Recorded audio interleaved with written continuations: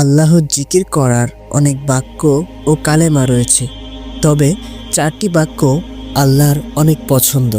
এই 4টি বাক্যের মাধ্যমে আমরা আল্লাহ তাআলার পবিত্রতা বর্ণনা করি, তার প্রশংসা করি, তার একত্ববাদের স্বীকারোক্তি দেই এবং তার বরত্ব বর্ণনা করি।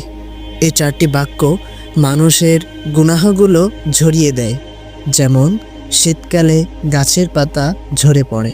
আবু হুরায়রা রাদিয়াল্লাহু তাআলা আনহু থেকে বর্ণিত হাদিসে রাসূল সাল্লাল্লাহু আলাইহি ওয়াসাল্লাম বলেন, আল্লাহ তাআলা 4টি বাক্য নির্বাচন করেছেন: সুবহানাল্লাহ, আলহামদুলিল্লাহ, লা ইলাহা ইল্লাল্লাহু, আল্লাহু আকবার।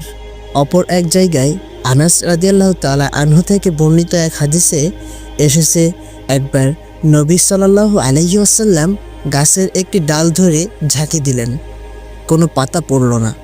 তিনি আবার ঝাঁকি দিলেন, এবারও কোনো পাতা পড়ল না। তবে তৃতীয়বার ঝাঁকি দেওয়ার পর অনেকগুলো পাতা ঝরল।